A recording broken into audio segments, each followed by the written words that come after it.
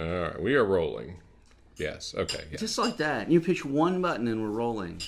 It seems amazing. like it seems like it should be more. Oh my gosh, that beeping is still happening. There has to be another fire detector. That is okay. It's all right. All right. Well, We'll just try and work it in.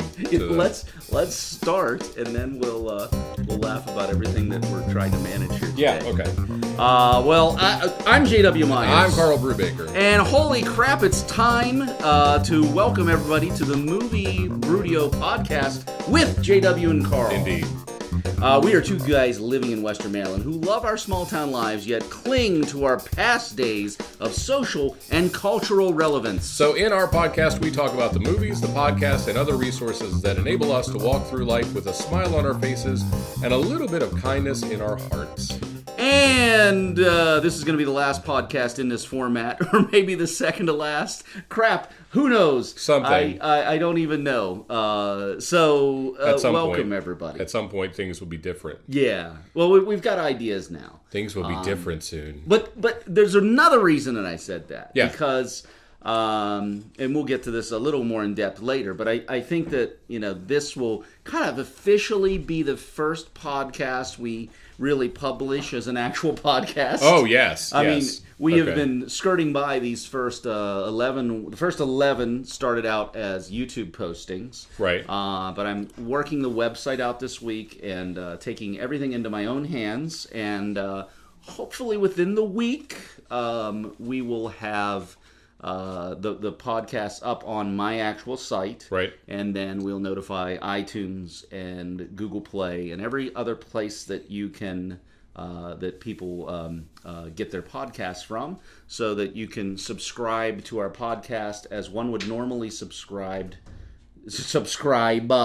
to a podcast. So that is, boy, we're gonna have an open I'm off house. to a great start. We're gonna have an open podcast. But and that's really what we're laughing about here is our podcast is kind of an open house today. Right. It is. Our kids are on spring break this week. Yes. Because all our kids go to a Montessori school, and our teachers are off on conference. Correct. In yes. San Diego. In San Diego. Lucky Ducks. Two of our teachers, Miss Megan and Miss Jessica, are off to San Diego today. Right. And so our kids are home with us. This is actually our first experience trying to do the podcast whilst managing the kids. Indeed. We have two downstairs playing Minecraft that we think are going to be occupied, and one sitting here watching wrestling. Yes. Which is so? What wrestling is this? Jillian, which wrestling is this? It's SmackDown. This is SmackDown, recorded last night or Monday night. Oh. I had 3 at the beginning of the day, and I've already watched 1 or 2 of them.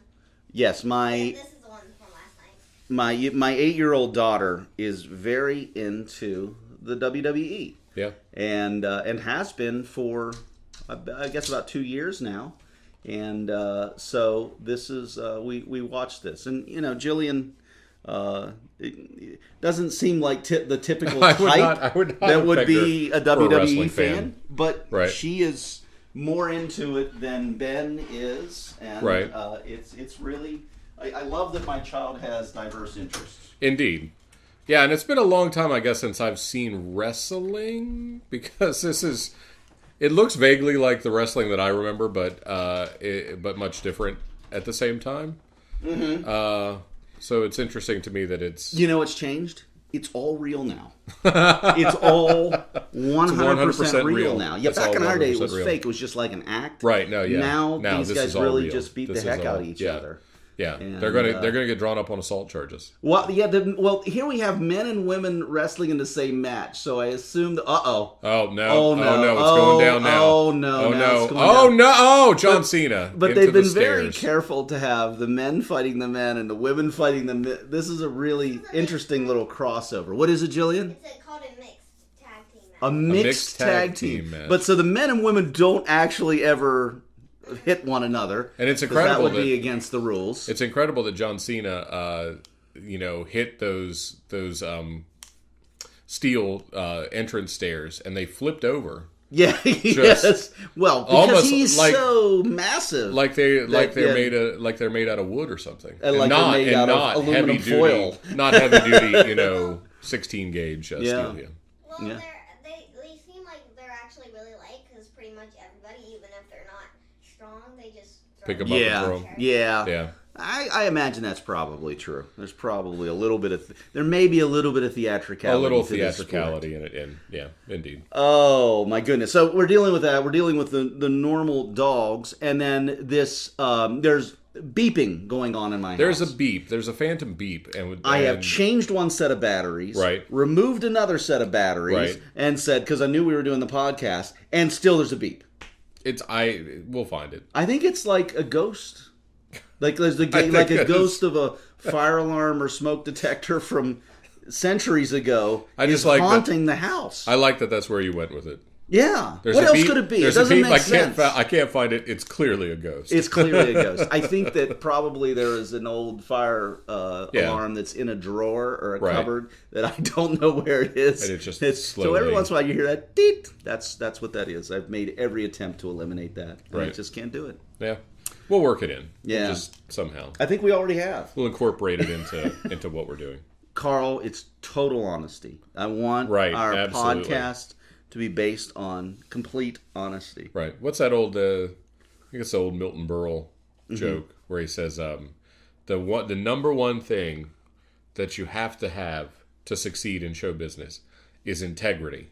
It is absolutely the most important thing is integrity. And once you've learned how to fake that, Yeah. then the rest of it is so much easier.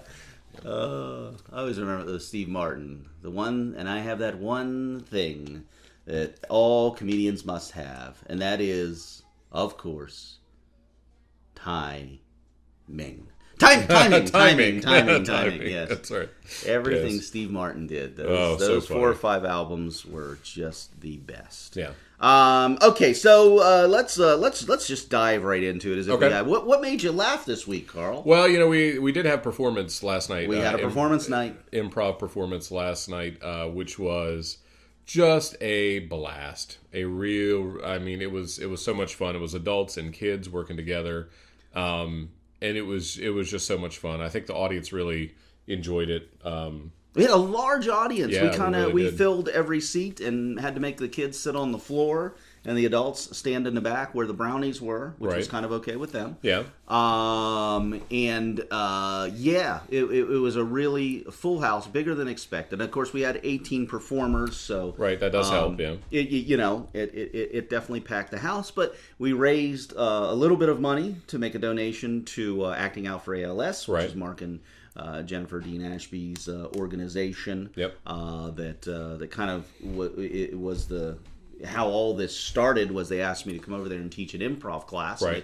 It has grown. It has grown. Right. And we had a really fun and exciting night last night, and I was just really proud to be a part of it. yeah. No, it was really really fun to see just everyone perform and just how well everyone did. And going through, it's so funny that once you start to do it, you start to learn the shorthand of what of the show. And so we were talking before the show started about who was going to be doing what game, and you can just Right. go, okay, well, you're doing presents, and you're doing Mr. Know-It-All, and you're doing this, and everyone's like, oh, okay, yeah, And then I screwed that up in the middle of the performance. And then I looked one further down on the agenda Right. sheet, announced the wrong game. They were already in the middle of it. And yeah.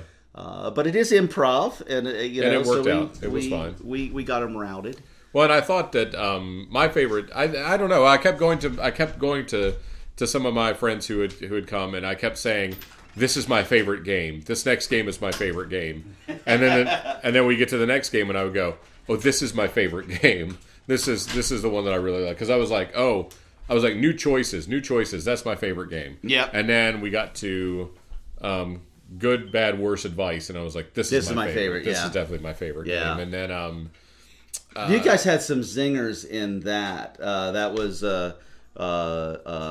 Matt, Mark, and BJ. Yes. In the good, bad, worse advice, they Yes. had some funny Funny stuff. Yes, they really Little borderline political stuff came up. Borderline. Got danced around kind of nicely there, but it was funny. It was very funny. Yeah, it was very funny, and just across the board, I think. And because I was really impressed with doing Everyday Olympics. I did Everyday Olympics with Jillian and Ethan were doing the actual. They were washing dishes, and Christina and I were doing the play-by-play. And so I don't think Christina's ever done Everyday Olympics before. So I sort of explained what the concept was, and she was like, "Oh, okay, I think I know." And then we got up there, and so I kind of thought, well, I may have to kind of like give her an intro and kind of give her something to go from. And I did my intro, and then she jumped right in and was just like, "I'm Wanda Washington or Washerton," and you know, and just really went for it. It was so much. It was just really, really fun to see. It was really fun to see people do games that they had not done before, and just throw themselves into it. I know. And we're going to have Oscar is very excited about it as well. Oscar, come on. Yes. Outside now. Out. There you go. We're not doing this. Release the hounds. Release the hounds. Yes, but in a minute you'll hear bang, bang, bang, bang, bang, and that's when Oscar wants to come in. He just beats on the door. So, it reminded me of one of my favorite Simpsons moments where the Ramones play Mr. Burns' birthday party, and then at the end, he turns and he goes, "Mr. Smithers, have the Rolling Stones killed." Yes, have the Rolling Stones killed. But sir, it was the Ramones. Just do what I say. Just do what I say. Those early seasons of The Simpsons, there were some really excellent things going on there. So great show. The alphabet game with you and Jillian was particularly funny. Really, really well. To do Ron, and a game that I've run in shows, I'm sure maybe not 1,000 times, but certainly several hundred times. Right. It never went better than last night. It really they just kept going and going and going. We had 8 players up there, and it just kept rolling. So it's a rhyming elimination game, and to the tune of Do Ron, and they all did quite well. Yeah, so. They really did. Yeah, it's kind of that same thing like we've been having with the adult nights is where when we warm up with freeze tag and the scenes go so well that nobody wants to tag in because you want to see people develop these scenes. Yes. It was just like you want people to get eliminated, but they were doing so well. It's like, yeah, keep going. No, you can do this. Yeah. Song's going well. Yeah, it was great. So much fun, much thank you, to everybody involved, for our hosts, for everybody coming out to see it. We will take next week off, and then we will be doing another round of improv classes, both for kids and adults. Details to be determined, but check in with our website, which should be fully functional by the time you're listening to this. Awesome. Hopefully, that is what I'm working on, and I am finally taking it in my own hands and learning how to do it myself, so I can quit asking other people to do things for me, which it makes it difficult for me. Yeah. So, it's just easier these days to just do it yourself. Yeah. And so anyway, that's the process going on with the website. So locally, there are some other. I mean, we're having a wonderful time of cultural events. Yeah, we really are. And on Friday night, we went to the opening of Frostburg State University's. Actually, I was going to say their main stage show, but their play, but it's actually in a studio theater. It's called Father Comes Home from the Wars, Parts 1, 2, and 3. Yeah, and I've heard it's very interesting. It is. The entire cast is in except for one player is in my film acting class. Oh, nice! So these were all my kids. So it was really, really great to be there to support them, number one. And, of course, Nicole Mattis directed it. She's the one that kind of pulled me in to teach over there at the college. So it felt real good to be there to support. And then the show was just amazing. Yeah. The performances across the board were just stellar.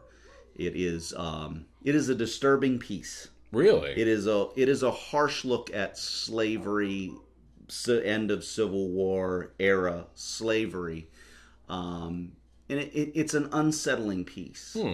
It did not it did not leave you smiling at the end. Okay, right. Thematically, the idea that all the horrible injustice or inhumanity of slavery. Right. Yes, all of that is true, and also the very concept of of enslaving another human being is very corrosive to Right. the human soul, and the Right. effect. Yes. Thematically, the point of that is what you kind of leave the play with, and it's like, oh man, Right.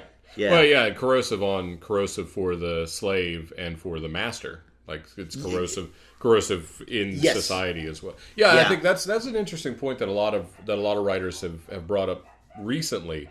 Ta-Nehisi Coates, who is a fantastic writer, and he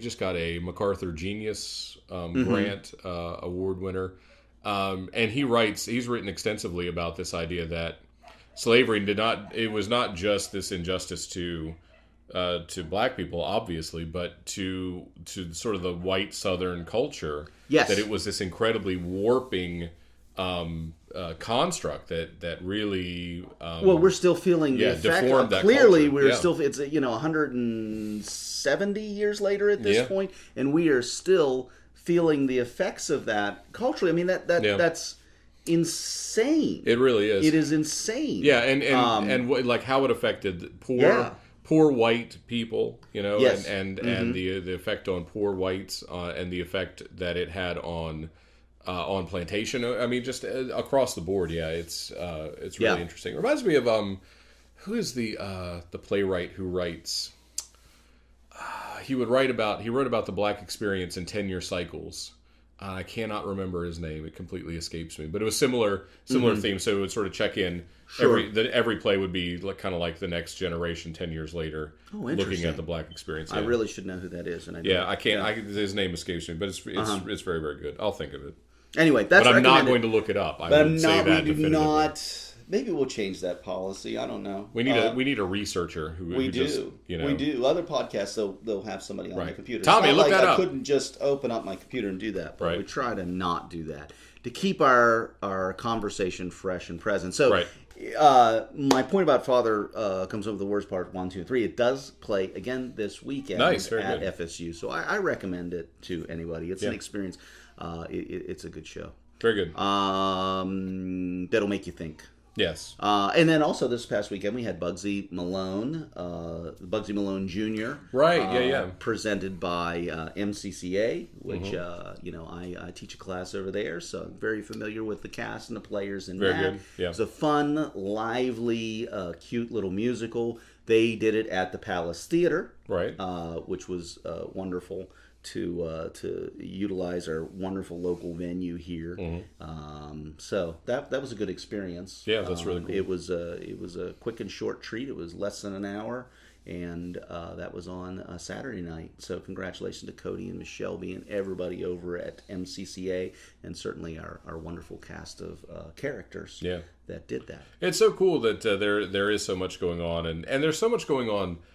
Theater for kids in the community, which is such an important idea, I think, to get kids into theater and to introduce them to those concepts. I mean, they just Mark and Jen have been casting for Madagascar. That's what I just was good. That was there the you next go, thing. yeah. And what was interesting was several of the cast members of Bugsy Malone ended up getting cast in Madagascar. So Right. they're doing a show and auditioning in this for the next show in the same weekend. And I can only, it's just great. I can only imagine like how much. Not that I was good in high school, but like when I was acting in high school, I can only imagine how much better I would have been had I started when I was 10 doing shows. I think like by the time if you start when you're 10, by the time you're 18, by the time you're 20, my goodness, like you can have so much experience under your belt. When we first moved here, now see, so we're in our 4th year, so it was really that spring of 2014. So 3 years ago, Jillian was 5 years old when she did Annie here, her first show here. Right. And pretty much since Annie, she has done 1 to 3 shows a year. The MCCA performance showcases, everything. So it is. Right. She has constantly been involved in something since the age of 5 here. Yeah. In Western Maryland, to the point where we truly have to pick and choose between things. Right. She can't do everything. and Yeah. Including the classes I teach, including the improv classes, and sometimes she goes away with me to do workshops that I do out of town. So it is the opportunities that are local now in the arts are just amazing. And it's just so cool. Like our kids, when we were doing shows, working in community theater in Virginia, our girls did shows. Our oldest daughter, Chelsea, she did the majority of shows, but she did some stage work, but then she was stage managing at 13. Wow. I mean, we were doing full musicals, and she was, and I think like early on when we would do full musicals, she was sort of a stage director for one side of the stage, and it would be co-stage directors, but. Yeah, we just jumped into it and loved that part of it. It was so much fun. There's one thing that I miss that we did in Virginia, because I would act. Yeah. And that was my contribution, if that's what you want to call it. And well, we need those. We need actors too. Right. And then Chelsea was working backstage. Yeah. Tracy would work the front of the house, so she would work. She would be taking tickets and selling tickets and helping seat people, and she would run all of that stuff. So it was just a lot of fun. Great story that we were doing a show. I'm just going to go down the rabbit hole because I love it. Good. I like to do this stuff with Tracy. We're doing a show called Love, Sex, and the IRS. Which was a pretty funny show. And we were doing it at where were we? We were in like some church's like community hall or whatever. So we built our stage, we had everything set up, and we're backstage getting ready to come on. And Tracy was stage managing, so she went out to do the welcome. And please no flash photography, exits are here, thank you for coming, whatever. So she goes out and she starts to talk, and she's like, thank you so much for coming to Courthouse Players' production of Love, Sex, and the IRS. Emergency exits are here and here. Please no flash photography. And then she sort of went, please no flash photography. And there was this big pause. And then she said, enjoy the show. And she just kind of came off. And we're like, what happened? Because we're backstage. We didn't see it. And so she told me later what happened was she went out and there was a lady sitting in the very front row. And our front row would be very close to the stage. And she was trying to like brush something off her shirt. And her shirt like came unbuttoned, and so she was sort of exposing herself. But Tracy was the only person who could see it because she was on stage, and so it happened, and she just sort of froze, and then she walked off. Please no flash photography. Yeah, it was. Yeah, especially at this moment. At this moment, that I hope I capture. Oh, it was just so much fun. Yeah. Oh, and there's so many moments like that. I mean, anyone who's done theater has those moments where you just. Either those moments when crazy things happen or Harvey Korman moments, as I call them, where you completely lose it on stage and you just have to turn your back to the audience and gain your composure. Those are the best. And that's what I love happening. That's what I love about doing improv, because they're kind of expected. Right, yes. At some point, like when the game completely changes on poor Trevor. So I just had to go up and go, Let me help you out a little bit here, Trevor. Let me show you how to do this, because God love Trevor. He'd never seen that particular game, and he truly was like, I don't know how to play this game. We've never played it, right? So it was all good. Yeah, it was fun. I had another story to go off on, but that's okay. So I mentioned that we are doing a new website for the movie Brewdio. So that's very exciting. So all the podcasts will be in one place. Access to our YouTube channel and the things that will come of that are going to be accessible there. Right. I also got the domain, themoviebrewdiopodcast.com Oh, very nice. as well, just because they threw in another domain for re-upping with GoDaddy. Although I'm not doing I'm not doing a spot for GoDaddy until they pay me. No. But since this is going to be on their website now, maybe they'll hear this. Until you pay us, then I'll let them know whether this service is any good or not. We're not trying to verify how good GoDaddy is. No, we wouldn't do that. That would be extortion. That really if we would were be. going to weigh our good or bad opinion. Yeah. I'm just saying I'm new with GoDaddy and I don't have an opinion yet. Some advertising dollars coming my way. Right. That might let me know whether I have a Right. good opinion. Sometimes that can inform my opinions. It's just a statement. Yeah. It's not a judgment. It's not a judgment. Like the website is with GoDaddy. That is, the sun is going to rise in the east. Yes. These are statements, not That is judgments. it. Yes, exactly. That is it. But, we do have open advertising spots. I'm just saying that. Yes. GoDaddy. Right. Okay. Contact our agent for rates. And then we'll let you know whether this has been a good experience or not. Right, exactly.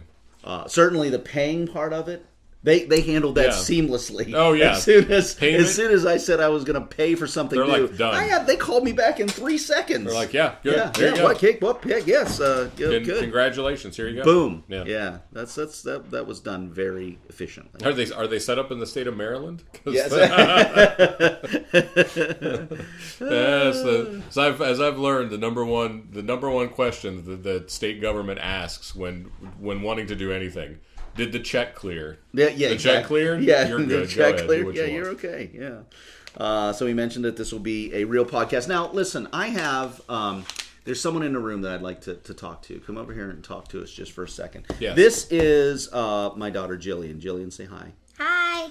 Okay, so we talk about Jillian sometimes on the Yes, podcast, yes. but we are going to, Jillian and I are going to start, actually Jillian is going to start doing an interview show. Awesome. And we're going to interview people. She is going to interview people. We're going to do this on camera. Awesome. Very good. And it is going to be a contribution to our movie Brewdio channel.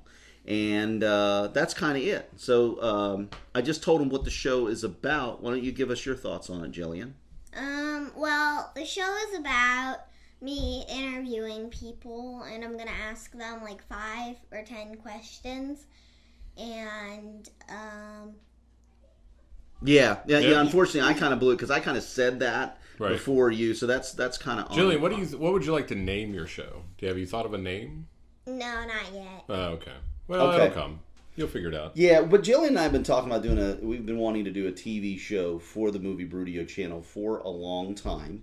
And so we talked about it in the car yesterday, and we said, well, let's follow through and let's get the ball really, really rolling on this. So can you tell me, like, a couple of people, like, who do you think you would like to interview first? Just a couple of local people, and also you can tell me some of your big dream people too. Well, this person is one of my big dream people, even though, she's the boss down at MCCA. Yeah. Her name is Miss Cody Warren-Forno, and that's who I want to interview first. Do you want Cody to be your first interview? That's right. Well, why do you want Cody to be your first interview? Because I think she's a great leader also to start with, and I think she'd be a great person to start with, and I really want to know more about her and stuff, so I think it would be great to interview her first.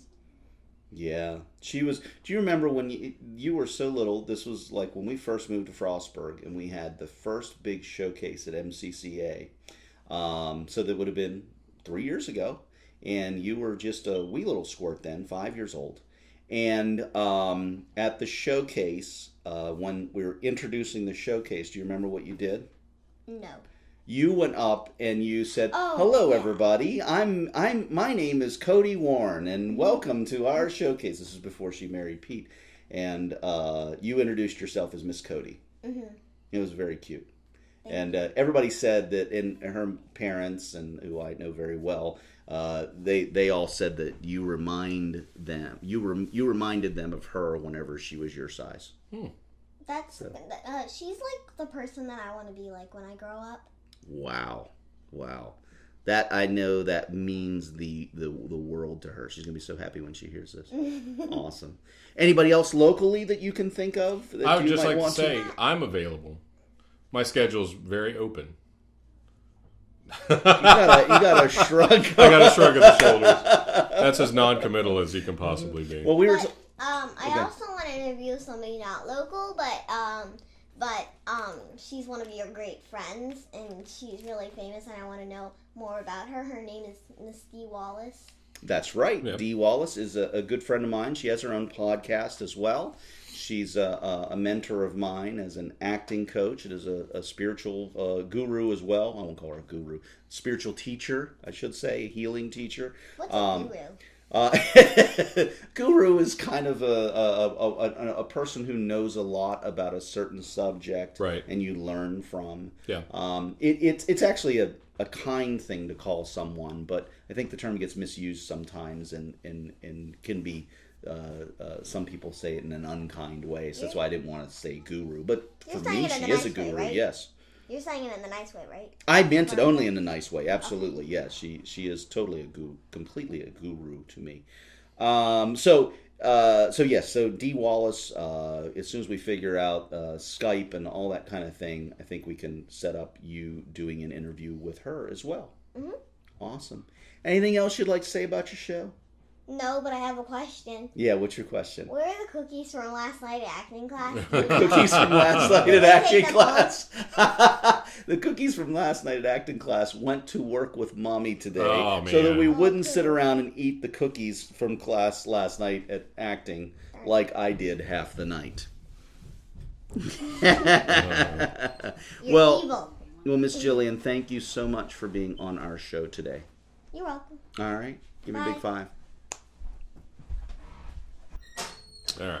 Okay, so that was a guest that I've wanted to have on the podcast for a long time. And I was going to tell her that, the name for the show will come eventually, because how many weeks did we sit and go, what are we going to call this? And then we ended up calling it the Movie Brewdio Podcast. With JW and Karl. Right. Like, doesn't need to be fancy. It doesn't. I think the Jillian Show or Jillian Interview Show or something like that's probably going to be the title. Yeah. But I want to keep her. I want it to be her thing. I want her to come up with the questions. And so, we've been talking about this for a while. So I'm excited to get started on that. Cool. Awesome. So in other news, what anything that you are listening to this week, watching this week, what's going into your ears? I have actually been so busy with other stuff that I have not really listened to much or seen much. As amazing as that is. Let's see, what did I see? I will say one thing that I saw over the weekend was a documentary that I had seen before, and I found it again, and it's about the Minutemen. Do you know the band the Minutemen? Yes. Okay, so the Minutemen were a band, for people who don't know, that came out of San Pedro, California, and they were a sort of post-punk, post-first wave punk band. Mike Watt, Dee Boone, George Hurley, 3-piece band, and they toured a bunch. They wrote songs. They wrote very short songs. Some songs were incredibly short, and they would tie them all together in these big thematic pieces. Really, really interesting band. They were the ones who did the theme song for Jackass. Oh, the song that plays. Yeah. That's a Minutemen song. Okay. So it's just the story of the band, how they got together, the history of the band, all the way up through kind of what they're doing now. But Dee Boone was killed in a car accident in like 85. So it's like this sort of unfinished legacy of him. It's really, really interesting. And they were such an interesting band because they staked out, Mike Watt played bass and Dee Boone played guitar. And the way that they approached it, it was like all three things were like sovereign nations, right? So the drums were their own thing. Yeah. The bass, the bass occupied the bass register, and the guitar was treble, and they didn't mix. So Dee Boone would turn all the bass and the mid range all the way down on his amp, and just turn up the treble all the way. And then Mike Watt played bass. It was such an interesting approach. Such an interesting way that they would approach songwriting. I'm very interested. Yeah. I said, when you said that, I immediately went, oh yeah, I know that, and I knew nothing about them. Right. Clearly, I knew nothing about them. Right. The term sounded familiar Yeah. to me, and I felt like, oh, I should know something about this, so I better say yes. They're a great Yeah. band. The documentary is called We Jam Econo, because they were sort of a jam band, but they would only jam for like 30 seconds at a time and then stop. I couldn't love. I mean, doesn't the whole concept of them being this kind of capture what the movie Brewdio is to filmmaking? Yeah, I mean, very much. And Yeah. they always used to say, they would tell fans, Uh-huh. our band could be your life. Like, you could do this. This is not, Yeah. this is not so far removed from what you can do that it's impossible. And it's a great documentary, yeah. That is really thematically, I like that a lot. And Yeah, and I will look into this. Yeah, check them out. Like, they did a big double album called Double Nickels on the Dime. Which was an old phrase for driving 55 miles an hour. Double nickels on the dime. Gotcha, yeah. And it's just great. It's a fantastic album, start to finish. Is just, yeah. And it's one of those. It's an album that, as you listen to, if it's a song you're not really into, you only have to wait about a minute because then it changes. You don't even have to skip through it. Yeah. Okay. Well, great, I'm going to look into this. Great band, great documentary as well. We Jam Econo. Yep. I listened to watching wise, I just finally caught up, or I'm only about an episode behind on Baskets now. That's Zach Galifianakis and Louis C.K. developed it, and it stars Zach Galifianakis, but Louis Anderson just won an Emmy for playing as his mother. Right. And yeah, the beginning of the second season didn't exactly hook me, and then it's been a slow burn into it. Louis Anderson's work, it's honestly, it's become Louis' show. How interesting! How he's kind of emerged, because he's playing this wonderful character that he's playing a female version of himself, right? And it is just it's so outside the box. Like, it just doesn't fit into, and you're not following any kind of script structure, story structure. Right. It's just not going. I don't know if it's ever going anywhere, but the really interesting and engaging and pathetic characters that you just I've just been staying with. How interesting. But Louis you don't plays. know about it? No, well, we talked about it before. Yeah. I think I've not. I probably forgot about it. As soon as we talked about it, but he's playing the mom like straight. Like, it's not. It's not. It's not a character. It's not. It's not. He's not putting on an effect that he has on a wig, right, and kind of a large house dress. Although it's been a lot more costuming. He's been in a lot of different outfits. He's been a lot more of the focus of the show the second season than he was the first season. Oh, interesting. And it's just really interesting. Yeah, I mean, they talked about on Maron's podcast. He had they talked about Galifianakis talked about how they got him. And it was just Galifianakis and Louis sitting around trying to figure out who to cast for the mother. Right. And Zach goes, I can't. I'm not getting it, but like in my head, I keep hearing like Louis Anderson's voice. Right. Is what I hear when he does that. Right. And Louis C.K. went, let's call him. And he called. That's so and funny. so they do the impersonation. The phone call is like, hey Louis, it's this is Louis C.K. I'm sitting here with Zach Galifianakis, and we're casting a new show he's doing. We wonder if you'd be interested in playing a part in it. Okay. You would be playing Zach's mother. I'll do it. That's so fantastic. Yeah, it's like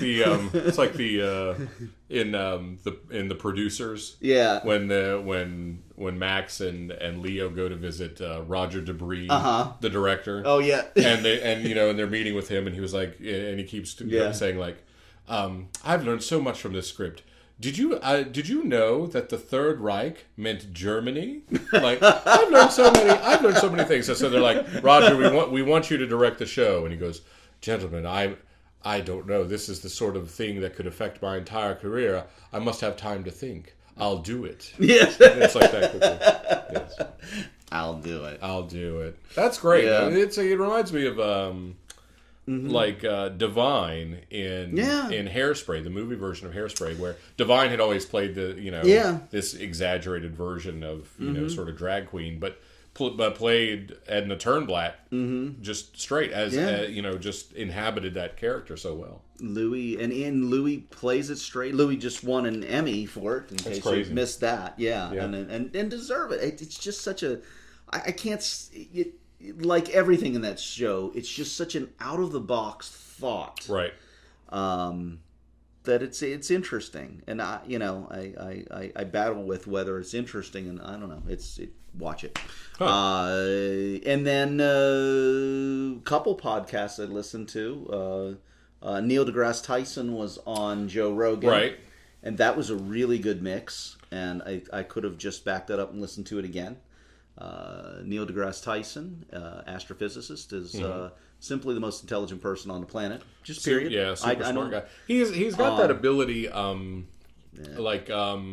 He's a great mix. Like Feynman, who could take these really abstract concepts and break them down in a way that is really easily understood. And he looks good on TV. Yeah. He's got TVQ. Yeah. An IQ off the charts. Right. He knows stuff, and he's relatable. He can take these big brain concepts that most of us just can't get our brain around, and draw metaphors to shrink it down to bite-sized nuggets that our television generation, our pop culture generation can understand. Now, I will say he has his own podcast called Star Talk, which is actually spinning. He has a series on National Geographic called Star Talk. The podcast is like an expansion of that, where he basically interviews celebrities and throws in bits of intelligence into the pop culture rhetoric. So I like everything about him. Great. It's really interesting stuff. He did you see Cosmos when he redid Cosmos? Ben and I spin through that often at night. It was Seth MacFarlane was exec producer on that as well. It was kind of his deal. That's really I would not have guessed. I would not have guessed that, but no, it's the Cosmos remake is fantastic. I hate to say it, I thought it was better than the original. Well, I don't know that hard to say that. I don't know that the original has aged well. Sagan doesn't have right there. Sagan doesn't have the charisma of Neil deGrasse Tyson. Yeah. Much love and respect to Carl Sagan. Love who he was and what he was at that time. Right. But he wasn't exactly a TV personality. He hadn't developed that thing. It's sort of like I watched a Noam Chomsky documentary a while back, and he starts out the documentary by going, I don't know why anybody would want to watch this because I'm not very interesting to listen to. And like his presentation is so low key when he's saying, well, that's because that in 1918.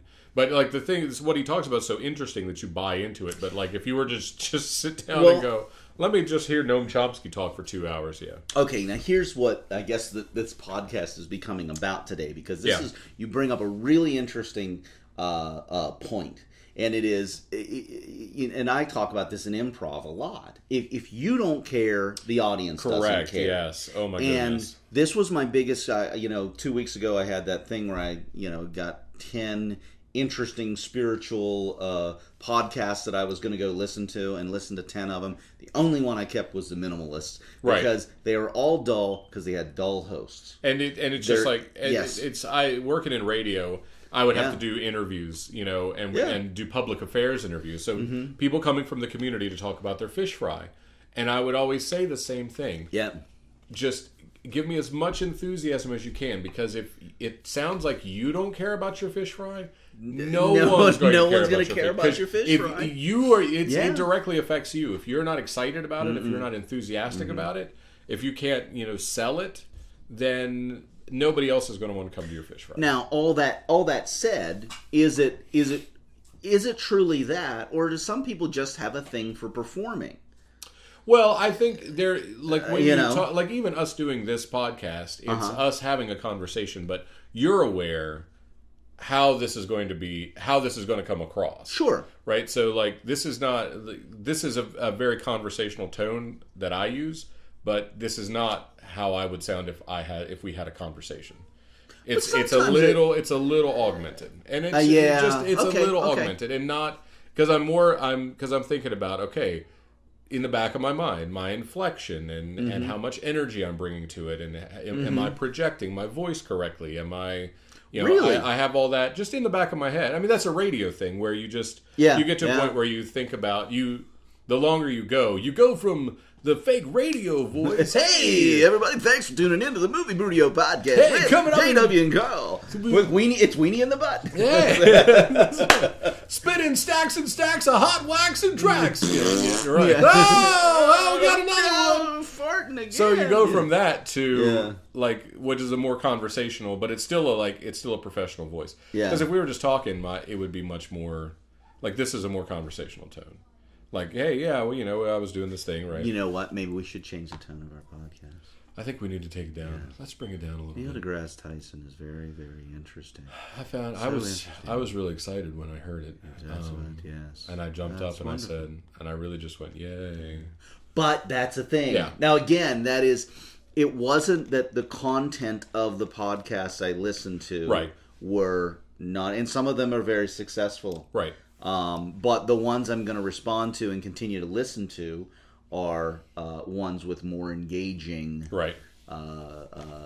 people that are pitching it to me, and that's why a lot of them that I listen to, Marin is like that, and even Hardwick is like that to a certain degree. To a certain degree, the more ones that are experienced professional performers do tend to put on a better podcast. Right. Well, I think Joe Rogan's that way. Adam Carolla's that way. Rogan has such an interesting lean in because hey, mother effers, right? And he does the I think he smokes up a lot before the show, and he kind of tries to keep it really low key, and his advertisements go on for the first 20 minutes or so, and like. I'm sure his advertisers love that, and I'm sure he's well downloaded. But I spin through that 20 minutes. I don't want to listen to him talk about that stuff. Well, and that's what I end up doing with when I would listen to Dan Savage's Savage Love podcast, because it's like it's the first 5 minutes is ads, and I'm like, dude, I can't. I know you make money on these ads, but I'm never gonna purchase any of these items. Like I'm never. Well, it's a little bit like that with Tim Ferriss as well, where it's like Wealthfront. Like Tim, I don't have $5 to invest. Like what am I going to? Wealthfront $15,000 minimum, right? Like it's not. That's going how to much I made last year. Exactly. Yeah. So or it'll be like. High-end shoes. Like, dude, I'm buying my shoes at Dollar General. Like, let's not pick on too many of the advertisers, though, because those are the same. Because consistently, when you reach a certain level of success in podcasting, consistently, it's going to be MeUndies, it's going to be Blue Apron, it's going to be the Postal Service. Is usually always the first one. They make. Oh my God, they did a Family Guy just like 3 weeks ago about. They decided, hey, let's do a podcast, and it was really undercutting everything that we do. Right. But of course, the Postal Service was their first. Of course, sponsor. Yeah. Audible.com will be in there. Yeah. Yeah, Audible.com. Well, that's what I like about my brother and me is that they have a section where they do. Mm-hmm. Or I can't remember what they call it. But they kind of do well. But it's like let's go to Moneytown, and then they go to Moneytown, and they do the ads like in the middle of the show. Yeah, and it's not a scripted. Like they'll riff on it a little bit, and Gilbert Gottfried's amazing Colossal podcast does it that way as well. Right. But Rogan again, he's doing it in his own style. He just does it at the beginning. Well, and I will say. Speaking of Rogan, that was another thing that I saw this week was his interview with Leah Remini. Yeah. About Scientology. How did you feel about that? It's so bizarre. It is. I had really mixed reactions to it. It's such a. All right. What was your? Give me your take on it. I didn't find her as compelling as I thought I would find her. In terms of her experience. No, I'm sure she had those experiences and all that. it's really weird to say. Yes, I'm not a fan of Scientology. I don't care who knows about it. Boy, it's kind of difficult for me to say, but how much victimization was real, and how much is you knew what you were getting yourself into. Right. Well, yeah. I don't know. I think there is a. My sense of it was this, that when you reach that upper level where they start telling you the inner secrets of how it works, and you go like, this doesn't make any sense. Yeah. Right. And then it starts to unravel for people, and they go, oh, I shouldn't. I shouldn't have given them the $1 million that I did. Because that's the thing. And I mean, I see it to a degree like, okay, look, if you give us this much money for this thing, gets you to this level, and then the answers start to come, and you get to that level, and it's like, no, a little bit further, right? And so, and at that point, like, in for a penny, in for a pound, like, you're not going to stop at that point. So you go like, okay, well, but I don't. It was just so interesting to me that to hear this, like, the story of it, and like the story of Xenu. I don't know if I should mention Xenu. That he's a galactic overlord, and that you have thetans that are spirits in your body that you have to command out. And it was just like, why? I don't know. I'm not a joiner. And this is Tracy and I talked to this. That's exactly what I am. I'm not a joiner. I've joined 3 things in my entire life. Yep. The Mystery Science Theater fan club. I was a subscription member for the Daily Dish when Andrew Sullivan's blog, The Daily Dish, was running. And I'm a Pittsburgh Pirates fan. That's it. That's what you through my entire life. Those are the 3 things that I have joined. That if you tied me to a chair and tortured me, I would say, no, these are my things. Yep. So, like, when people go, well, I got in this thing, and I had to give them my whole paycheck, and they kept telling me the secrets of the, like, I'm out. Like, what? There's no way. I can use, there's that. But for Scientology, now, again, I've made it clear I'm not a religious person. I was brought up a very religious person, and I got out of being a religious person in my 20s, and I'm just not interested in that. I have my own personal beliefs about things, but they are not exclusionary, and they're not I'm right and you're wrong. They're just what works for my life and makes my life work. Right. So I find that, like, organization, I've been involved in different religious organizations, different kinds of thought organizations and stuff, and it wouldn't be completely weird had I ever, like, joined Scientology. I just feel like I'm always willing to dip my toe in the water and say, well, what do you believe? Gosh, there's something, look at how successful Tom Cruise and John Travolta are. Right. What is it they believe? That there's been some successful things, but I think that it's always that, once you start writing really huge checks to an organization, that's when you step back and go, whoa. Right. Like, you just have to, or like the idea that, I mean, for better or worse, you can sit down at any time and read the entire Bible, right? Like, if you really want to know about Christianity, you can read the entire Bible, and then you can take it for what it is. If you have questions, you can certainly. There are people who can help you suss out what is in there, but all the information is readily available to you. You can read the whole thing. The Quran is the same way. You can sit down and read the whole Quran, right? Like.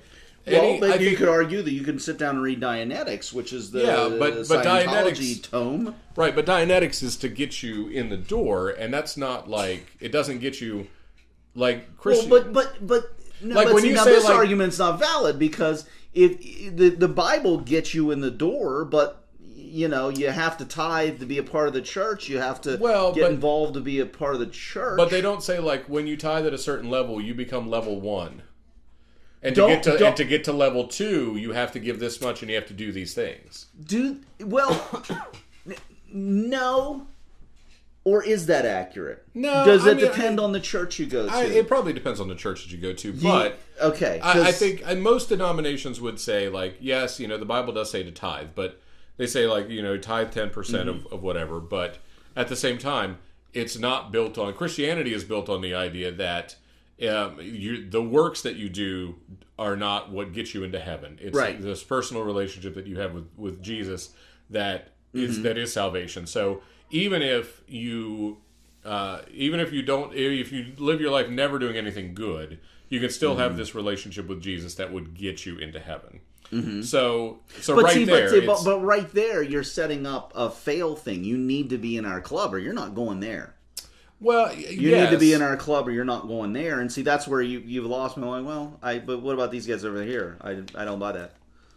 Yeah, well, I think that's different religions approach it in different ways. Right. My point is more that when you go in and they say like you can't know the truth, like the inner sea, and there are religions where like when it comes to LDS, like the Mormons, it's the same kind of process where you don't learn the whole story necessarily at the outset. Isn't that just good marketing? Isn't that just marketing. Religions that have better marketing than Christianity it's good marketing, but things get explained away as, well, every religion has translation errors. Like, well, yes, because the Bible was translated from Aramaic to Greek to Latin.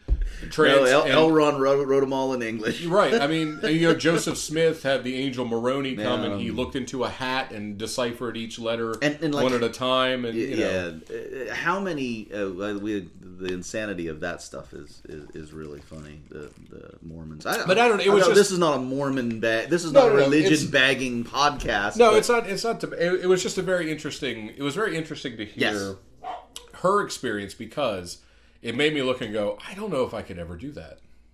I don't know that I would ever.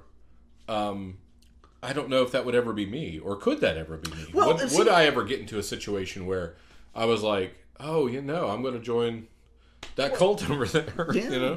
Well, I went to, I have a master's degree in spiritual psychology, right? Which, we paid money to go to a school to earn this master's degree, right? There wasn't ever a promise of you're going to have more knowledge at the end, but it was a program that integrity wise for me really felt good. Right. And felt right, and there was no obligation to stay other than earning that degree. Right. But it's certainly something that spiritual wise I spent money on. Right. And there was a parent organization to it. Well, I think weird subject. I think to some degree, like it's the same argument. Like if you go to seminary, say you're a Southern Baptist and you go to seminary to become, ordained. That again. Or if you're in the Catholic Church, you could just go online and do the Universal Life Church. I mean, boy, I'm an ordained minister through the Universal Life Church. Yeah, and unfortunately, it's offensive to somebody who's actually gone to school and earned this. I can just sign up online and have the same credential. Right. I don't know. I don't know. There's a whole thing. I mean, I don't know. I grew up in the church. My dad is a Southern Baptist minister. So my perspective on the church is different because his perspective on the church is different. We've had, we've had conversations about sort of the failings of the modern church and our disappointments with the modern church. And he could fill a podcast with his thoughts. That would be interesting. I'd like to actually have that conversation sometime. Yeah, he's a great guy and he's incredibly smart. And and part of it is when you look at the way that religion is set up, especially with this evangelical idea that. Well, you have to go out and you have to, like Jesus, the great commandment is to go out and to spread the good news to people, right? Like go out and share the good news. Well, what is the good news? Is the good news come to church so you can tithe, so you can whatever, or is the good news? Well, I think that's a matter of interpretation, and that's where we get lost. When it becomes what is meant by that? When it becomes, go out and bring people in so that we can get money to perpetuate us going out and bringing people in, then I think you've lost the thread, right? Yes. Like, I would much rather have a church that I'm really intrigued by things like these sanctuary churches. Have you heard of? No, I don't know. In sort of this era of mass deportations. Oh, yeah, and the yeah, threat of yes, mass yes. deportations. Yep. You have churches who are actively stepping up and saying, we are going to house illegal, undocumented workers, illegal aliens. That's awesome. And they're going to stay here and in open defiance of the law. And I believe that is what I would like to see out of the modern church. Not to go off on a rant. Yeah. But when you see mega churches that the Reverend Dr. Cordell West says, mega churches but not mega justice. Mega churches, but not mega outreach. Mega churches, but not mega prison programs. Right? Like what are you actually? Prosperity gospel and but we go to a bigger place and a bigger subject, and that is overall over time, our church is the influence of church is really losing its foothold. I think it's lost its foothold. We've talked about this as church, church having lost the as connective tissue, right? Like white Protestant church holding together communities, right? Mm-hmm. As communities fragment more and more, then that's some of the connective tissue in your community that leads to its disintegration.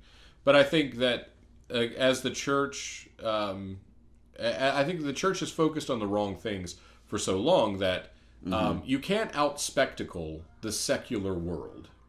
You can't,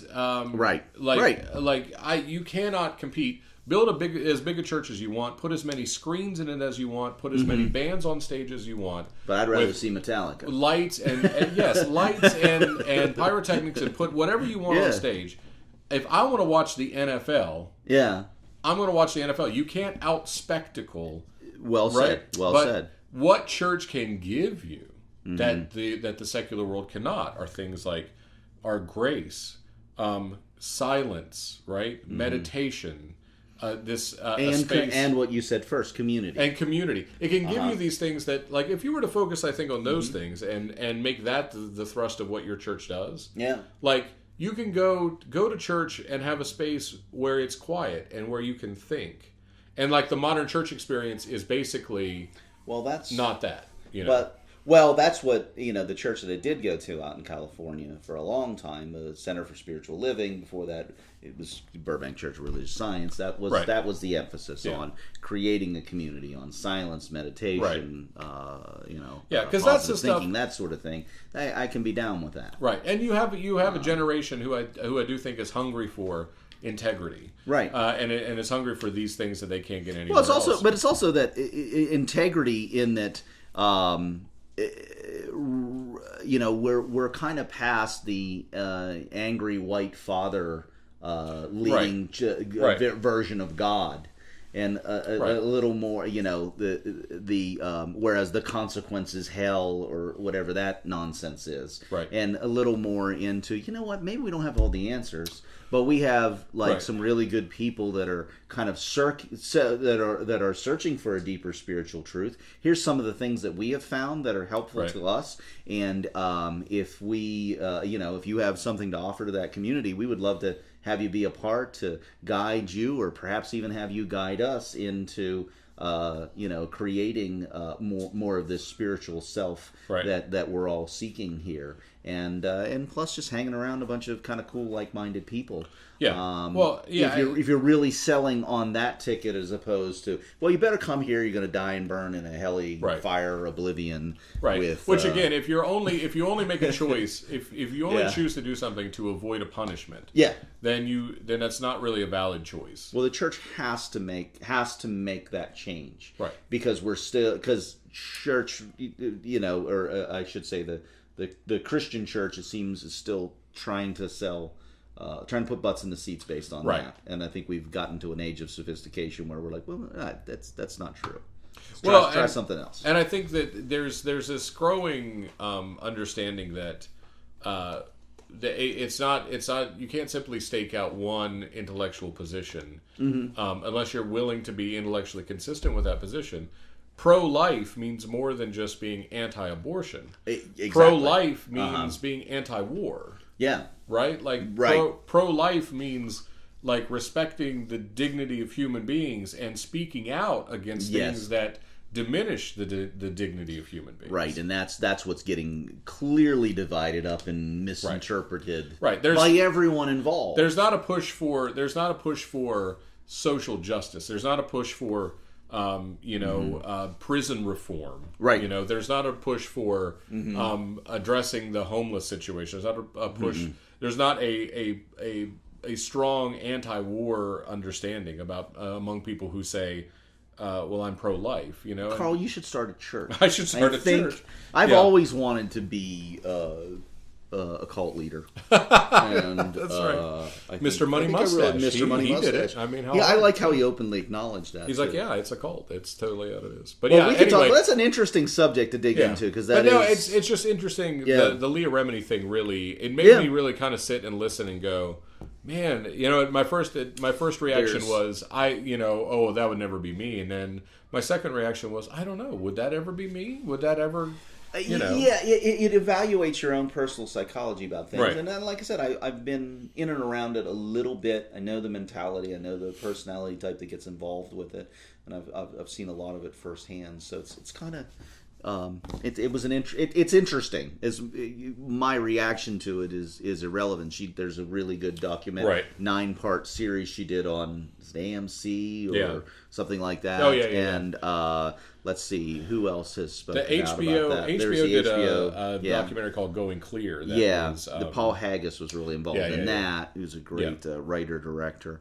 And there's another one that's coming on Netflix this month. I think it's called My Scientology Documentary. Really? Just because the subject's been covered. But the subject's been covered a bit, but apparently this is a really nice piece of work too. So it's interesting, yeah. It's something interesting. The only other podcast thing I have to say is Eugene Levy was just on Marin but that was Sunday. Great. He talked about the whole trip through Second City. It just went way back to him and Ivan Reitman and the original SCTV cast and stuff. So that was... I can't say enough about how... Gene Levy, baby. How influential SCTV was on me as a kid. Mm-hmm. And like how, when at a very young, 8, 9, 10 years old, watching SCTV, watching the way that they would... slam concepts together, multiple level concepts. And it was like, I think that things came along after SCTV that actually kind of improved on what SCTV, or maybe that by today's standards you might find funnier, but it's really, you got to remember they were the first ones doing this. They did this first before anybody showed. There's something about being the original. It was a meta. You know, they were the concept is that they're running a TV station. Yeah, exactly. In Melonville, you know, in the tri-state area, which is kind of what this podcast is going. Right, exactly. We're running a movie studio in Frostburg. Yeah, so just the idea that they, what was the Edna? I keep wanting to go to Edna Krabappel. Yeah, I can't. I'll think of it. But Guy Caballero, who was Joe Flaherty. Joe Flaherty. Yeah, he mentioned Joe Flaherty. He's still his best buddy. Yeah, and Joe Flaherty, who said and like this is how Joe Flaherty's mind works. He was named Guy Caballero as a play on Gay Caballero. Yes. And then they said they said, okay, tell us about it. He goes, I wear a white Panama suit and I'm in a wheelchair, but I can walk. And they said, well, why? Why are you in a wheelchair? And he said, for respect. And it's like, that's how Flaherty's mind works. His like when he came in and did. There was a book that Dave Thomas wrote about SCTV. Years ago, and he did interviews with all the cast and stuff, and Flaherty was talking about coming in and doing these. Yeah. He had been gone, something had happened, and he had come back. He wasn't able to shoot with everybody, and so he came in just kind of on his own time and recorded all of these Count Floyds, and all of these these little ads, and he did an ad for the thing was his character Floyd, the TV announcer, had been in rehab in Hawaii. And so he does this. Improvises this 3-minute segment about this rehab center, and it was like, they're so great. They don't beat you or anything. And he was doing Count they Floyd's. Don't beat you or anything. Count Floyd's, the blood-sucking monkeys of West Mifflin, and my God, you've got to listen to give the Eugene Levy episode a listen. And Eugene Levy, really funny. Bobby Bittman. Yep. Oh my God! His Dr. Tong's 3D House of Pancakes. And, well, he and Catherine O'Hara have a show right now on something called Schitt's Creek. Yeah. And they're in their 3rd season. He was talking mainly about that, and so I really have to give that a watch. Yeah. Catherine O'Hara is fantastic. She always well. is. She was always my favorite. Just so funny. Lovely and lady. What was? And it's going to haunt me now. And I can't remember the actress's name.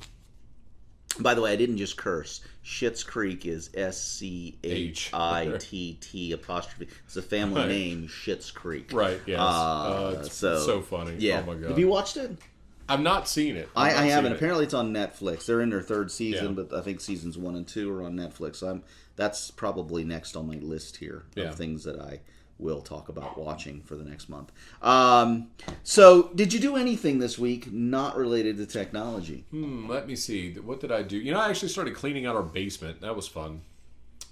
I mean, that was that doesn't sound like any that fun was at not all. technology related, That but does it not was something. sound fun. It was something I started doing. No, it was not a lot of. I mean, it was okay. It's actually it's kind of prompted by the minimalist idea of like just downsize and clean out the clutter and stuff that like we have so much stuff that we moved when we moved 6 years ago. So much stuff got stuck in the basement that we have never touched. It's in its original box. Yeah, the whole 9. So I know. It's just, I know that. Yeah. And so much of it is just like it's old clothes that we never wear. It's have you been getting rid of? Yeah. Okay, because there's a lot of value in letting stuff go. Right. That just I'm telling you, that's all that minimalist stuff. Yeah. Absolutely. You let things go. You make room for new things to come Yep. in, and that's good. Yep. Yeah. I have been using an app that I'm on today's day 9, and I have used it every day. It is you may have heard of it, called Headspace. I have it. I did it. I did a couple nights, but I'm not. I can't do it consistently enough. Yeah, well, that's the whole point. Headspace is simply a meditation app. Yeah, it's like a guided meditation. Guided meditation app, and it's a British guy with a wonderful, soothing voice that I like very. I think I have a little bit of a crush on him. I don't know if that's strange. Sure, no, it's understandable. I do. I'm going to do day 9 today, and then after you do day 10, then it's the sales pitch, and I already know how much it costs. And when you talk about the psychology of things, I think I'm going to pay it. Really? How and much I'll tell is you it? why. Well, it is. I think it's $11.95 or $12.95 for 1 month, or if you pay for the whole year, I think it breaks down to about $7.95 a month. And I'm not sure if it is pay all that up front or pay it monthly. I'm not sure the structure, and apparently they'll send you a coupon code as well. That should be coming in my email. But anyway, it has, because it's something I have to do every day to keep up with this app. Psychologically, I will do it. Right. And as much as I don't want to spend money on something new right now, all that kind of fun stuff, I've gone, if I pay money for this, I'm going to meditate every day. Right. And it has been, meditation is something I've known about for 30 years. And I have, at times in my life, done a little more of it, a little less of it, or whatever. Mostly these days, my meditation becomes an excuse to nap for 15 minutes. Right, yeah. And I really wanted to establish some kind of a discipline about doing it in my everyday life. And so I realize I'm doing a promo plug for a company that's not paying me to do a promo plug for them. But I've had a really good experience 8 days doing this. I will complete the other 2 days, and I will, at a minimum, pay for a month of this. That's interesting. Of Headspace. I did it, and it was nice. And I don't know. Maybe it's not the right one for me. I've been interested in it as well because I've seen so many things have popped up lately that have said like, look, it's really important that you. Tim Ferriss has talked about that, and I've seen a bunch of different places. And he's the one I heard about Headspace from first, who again, he is not a paid promoter of Headspace, Right. but he uses that. Right. So I don't know. I need to find something, I think, to just like to help clear out the, It's the simplest thing. It's not. There's nothing complicated about that. That's what appeals to me about Headspace, is it not being ascribed to Buddhism or any other religion. Like, here's how you need to do it. You need to stop. It's like, no. Right. Your head's going to work. Thoughts are going to happen. It's okay. Just notice the thoughts. Bring yourself back. It's kind of this whatever's going on while you're doing it, okay, kind of approach, right? Yeah, and not trying to. It needs to feel like this. What you should be discovering. No, just sit and be still, and whatever happens. And right. There are really nice little animations that you get to watch a cute little animation every couple of days. I'm digging everything about That's this, pretty cool, and I'm definitely going to give them, like I said, at least a month of my money. I may commit to a year of it. Interesting. We'll see. Yeah. Because it has, one way or another, it has happened every day. And several days I've done it a couple times. Cool. So. Yeah, very good. All right. So that's enough about Headspace. Which you can find. It's just an app. It's a free app to download. They don't start charging you until after the first 10 days. Right. So that's all we did, not related to technology.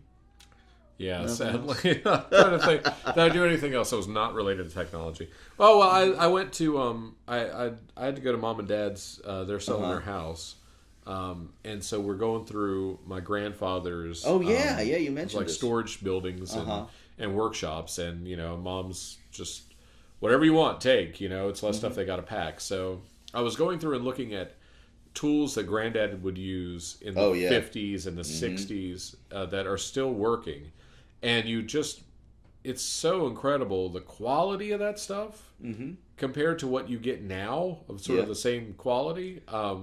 Just unbelievable. I mean, it makes you think. And how much stuff I pulled out that was American made, like stuff that was, like he had this huge spotlight, just that they, I guess, for working on cars or whatever.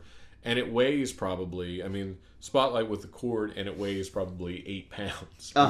It's metal. It's solid. Like, you put a bulb in it, it will work. It's, it just, it really makes you think about how much the world has changed. And, well, everything's disposable now. Yeah. And back in that day, they made things like, you bought one saw, you bought one hammer, right. You bought the tool that was going to last. Now, not my grandfather. He bought like 6 of everything. Well, like 6 of everything. He's like, I can't tell you when he passed away. Mom gave away and sold so many sets of wrenches and pliers and screwdrivers and whatever. And there's still probably 10 sets. I took home 2 brand new tap and die sets for like threading, threading and whatever, holes and nuts and bolts. 2 brand new that weren't even the ones that he had used. Wow! So like he just had all this stuff, but it's really it's really pretty incredible. So I did that, and it was nice. We spent time with Mom and Dad, and they're going to Florida, and they're trying to convince us to go to Florida, and I keep saying, I don't want to go to Florida. I just don't want to. It's hot and muggy. Both my sisters live in Florida, and they're like, you could move down. No, it's a non-starter. I don't want to move to Florida. But no, it was nice. That's the only other thing I really did that was non-technology related. Other than the show last night, which was fun. It was fun. Yeah. Fun show. Looking forward to plenty more of those. And we're talking about putting together a group to play out some. Yeah, I think there's a couple folks who really want to do it, like really want to go do it, and I think it'd be great. Yep. Yeah, absolutely. Yep. So we'll keep everybody up on those things. Who gets Kindness Award this week? Any Kindness Awards this week? Who gets the Kindness Award? Well, I'm going to start. Mark Ashby gets mine. Yeah, absolutely. Mark Ashby. I think I've given it to him before. I'd probably agree with you on that. Yeah, Mark, obviously he's a big part. Mark is really funny, too. Like, Mark is wonderfully funny. and it was a really funny. It was very funny in the show last night. But he had his big auditions this weekend for Madagascar, and he has dedicated so much of his life here to raising money for ALS and people that suffer from that because of his own experience dealing with his mom, dealing with that affliction, and he's a tireless worker. He works hard and does it all to raise money. And gives it all to them. And apparently they have identified, I guess there's someone local now that is in the early stages of ALS, fairly young person, around our age, and they are, the money is all right now going directly to this family for costs that they're going to begin to incur. And I don't know, when you think about charity, is such a tough thing sometimes because you question how much of your money is actually going to go to the charity and how much is paying the organization that's organizing the charity, which is justified and often exploited. Right. But all that said, we're donating to an organization that 100% of this money is going directly to a family that needs it. Right. You can't get any more pure than that. No, and that's fantastic. Well, and and talking to Mark last night a little bit about just the space that they've carved out for the Queen City Playhouse, and it's just, they really make a good use of the space. They make it work. And just to have a dedicated space to do shows, to let us come do improv, it's such a wonderful addition to a community to do something like and to do something like that is, again, I think kind of above and beyond what I know that I'm sure that they want to have a space because it's so much easier to have a space than to not have a space, but to take on the expense and to take on the extra headache of having a space, I agree 100%. Cool. So we're completely in agreement about our kindness award. Yes, which is good because I don't have anything else. So. Nah, that's okay. Yeah. Well, I'm actually surprised, other than that it was really the dogs that interrupted us. The kids have been they've done well. They're playing Minecraft, I think, so they're happy. Yeah. So we can pull off this podcast whenever we have other people in the house. It's good to know. Yeah. That's awesome. Well, let's wrap this up. Yep. And again, we're gonna start introducing a slightly different formula next week. We'll have some treats and breakaways, and we'll talk more about that later. But we appreciate you guys listening. It's been a lot of fun, and again, absolutely, this may be the first one that's actually up on a podcast feed. Yeah, that would be pretty good too. Yeah, we'll work on it. We'll get it. All coming together nicely. Good deal. All right. So once again, I'm JW. I'm Karl. And this has been the movie. This has been what? This has been the movie Brewdio podcast with JW and Karl, episode number 12. Number 12. And as we have become so completely incompetent at saying, that's it, Fort Pitt. See you next week, kids.